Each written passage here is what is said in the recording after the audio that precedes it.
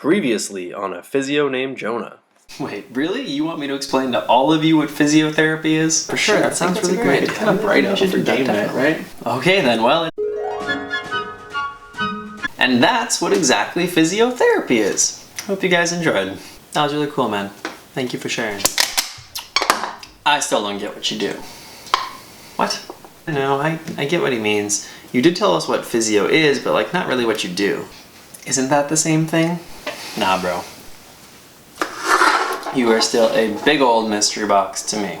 If I can cut in here, fellas, I think I can shed a little bit of light on this whole what is it versus what do it do debacle. Woo, didn't realize we were already at debacle level. What a profession is versus what professionals do is a different conversation. Like, Steve, if you were to tell us what accounting is, would we understand? Not a chance. But if you told us what you do for work, I think if I explained what I do, you'd understand the computer, coffee, numbers life. So you see, I think we'd all understand a little bit better if you took the time to explain what you do and not just what your job is.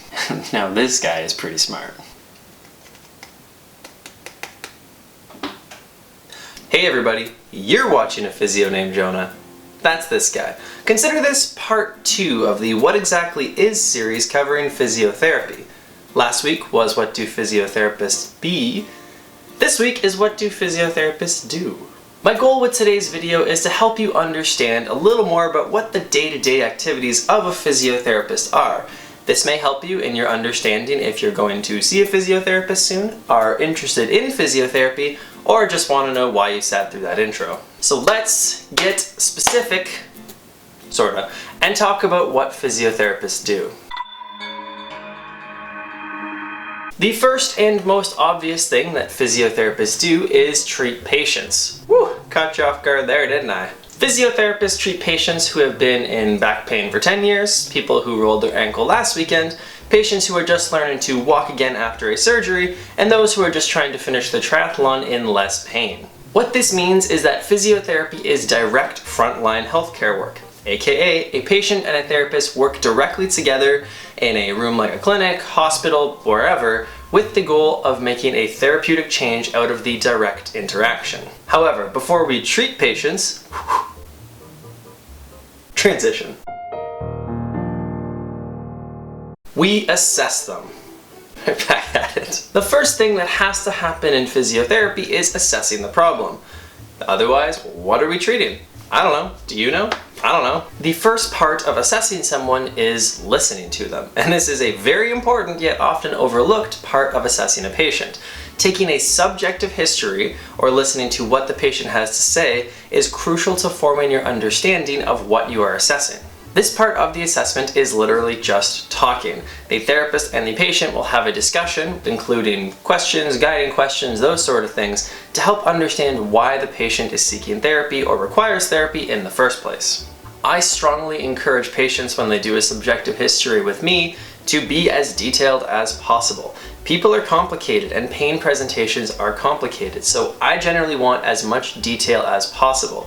Give me all the weird little info and that sort of thing. Maybe it's helpful as we look at what's going on. So now the patient has finished their story, I've asked my questions, the subjective assessment is complete. Now what? Next up is the objective assessment. This is where therapists use their hands, eyes, and brains to help determine what we think is happening. This can involve watching the way someone does specific movements or just stands still in one place.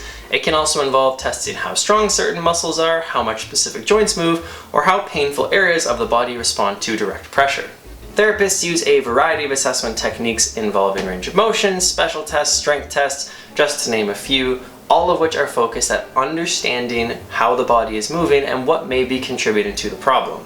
Basically, the goal of combining subjective and objective assessment is to take the patient's experience and account of what they feel is going on with the therapist's objective assessment of what we think is going on, combine those together to formulate our best conclusion. Through this assessment, we now have a diagnosis or hypothesis of what is going on. Now, to be fair, this next section of how physiotherapists treat is going to be focused on where I work because this is my YouTube channel and I'm a selfish little boy. As a physiotherapist in an outpatient orthopedic setting, my treatment revolves primarily around exercises, education, hands-on techniques like manual therapy, and needling. Let's talk about the hands-on techniques first. Manual therapy is something fairly commonly used by physiotherapists and other healthcare providers. It involves using the therapist's hands to move patients' body parts, press on them, or some combination of those two. This practice can be as simple as therapists pushing on a trigger point because we want it to go away, or gliding a joint upon a very specific line of movement to try and improve the movement of that area. It's a pretty big range of what the technique is using, all involving the therapist's hands on the patient's body. Needling is a very broad topic, and I'll likely expand on it in a later video, but let's touch on it quickly here. Needling techniques involve using an acupuncture needle in different ways to stimulate muscle response, nerve response, or overall treat patients' pain and dysfunction. Needling techniques involve therapists poking patients with very small pieces of metal in specific places to help make them feel better. It's kind of weird when you say it like that. These techniques include acupuncture, dry needling, electric stimulation acupuncture, just to name a few. There are a lot of different ways that needling is used, but all involve placing very small, specific needles into specific points in the body with the intention of improving function, reducing pain, maybe both of those things together. I'm actually doing a course very soon on some more needling techniques, so I will touch base again after that because I am excited to learn some new things and implement them. Exercises are possibly one of the most important, if not the most important, component of physiotherapy treatment to me.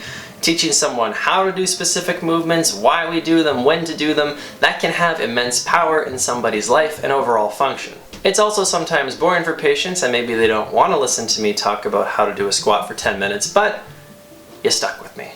Prescribing exercises to improve someone's muscle strength, improve the coordination of how their body moves, move in a way that reduces pressure on their body, or as an active part of relieving their pain, is a hugely important part of therapy. Educating patients on why the things that we just talked about help, why we're doing them, why they're important for this patient, how to do things on your own, this is all a huge part of physiotherapy. We know very well that active patient participation in rehab drives much better results, so education and making patients understand why things are happening is crucial. Now, there are many other types of physiotherapy treatment that I didn't touch on just now. Exercises are pretty universal across most forms of physiotherapy, but different ends of the physiotherapy spectrum may use more specific techniques. Also, in the outpatient orthopedic setting, modalities like IFC or electric currents, ultrasound used for therapeutic purposes, or laser therapy may be used. I just tend not to use them a lot in my own practice, and these may get their own videos upcoming eventually.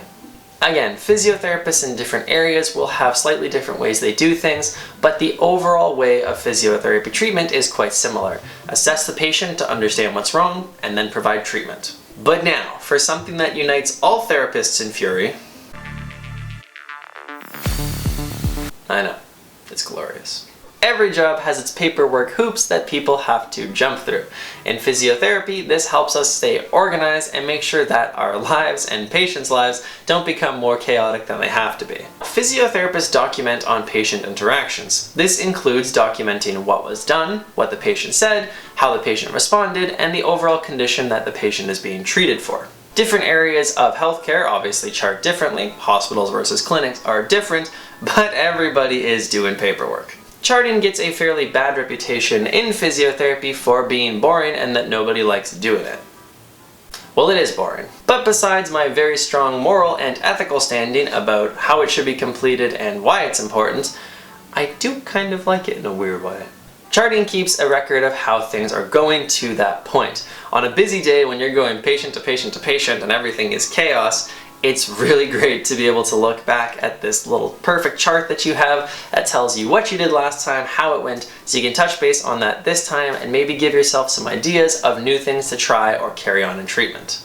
Is it the most fun thing to do? No. Do I want to write everything down all the time? No. Is it important? Yeah. Insurance paperwork is kind of a bummer though. I'm being dramatic here, but insurance paperwork is fairly granular sometimes and not the most fun to do because it's incredibly specific. Again, as above, it is incredibly important and I want to be the best support for my patients in helping them receive funding or manage return to work in however I can be But patients also often roll their eyes at me as I ask them a million very specific questions about their job. Continuing education. This is one of my favorite parts about being a physio. It's actually one of the reasons I got into physio in the first place, because continuing to learn and learning all the new exciting stuff is very interesting to me. It's also one of the reasons I started this YouTube channel, so that through making videos and producing them for viewers like you, I would spend more time thinking about the profession, learning new things that I could then apply in practice. There are so many continuing education courses that you can take out there, and all of them are super expensive. I mean exciting. Everything from courses on needling techniques, like that one I'm taking this weekend, different manual therapy techniques, treatments on how to work with different populations. There are so many things that there are courses on to continue learning, because science and healthcare is always evolving. In addition to formalized education though, or specific courses, it's also important that physiotherapists are continually improving themselves by reflecting on their practice and doing their own research. As a profession, we always want to strive to get better, so day-to-day physiotherapists will be looking up different topics, talking to colleagues, trying to find ways to serve their patients better by understanding more about this profession. Physiotherapists go on to do many other exciting things in the world of healthcare or business or otherwise, beyond just assess and treat patients. Physiotherapists may open their own small business, generally a physiotherapy clinic or multidisciplinary physiotherapy clinic. This means that your day-to-day activities are now going to change, because you're not going to be just assessing and treating patients usually. There's also the day-to-day business operations that you're going to be managing. Teaching is another area that physiotherapists often go into. My super smart, incredibly talented, awesome fiance is actually a professor and program coordinator of a program in town here in Sudbury, and she is a trained physiotherapist. She's also awesome, did I mention that? Management is another fairly common one. Physiotherapists may climb the rank in hospitals or other healthcare institutions to provide management to other therapists, other healthcare professionals, or teams in general. Obviously, this day-to-day work is going to look a lot different than just frontline direct healthcare patient work. And there are other ones. Physiotherapy is a degree or profession where people take the title of physiotherapist and run with it into all these new exciting directions. It's just one of the things that I love about this profession.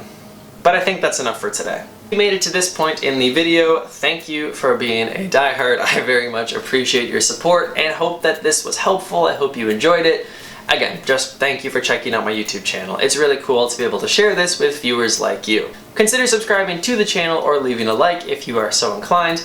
Either way helps my channel grow and reach other interested viewers like yourself. If this hyper-specific, airtight video that left no room for gray area or individual interpretation left you with some gray area or areas of interpretation that you would like clarification on, feel free to drop me a question in the comments section below, and I will gladly do my best to get back to you.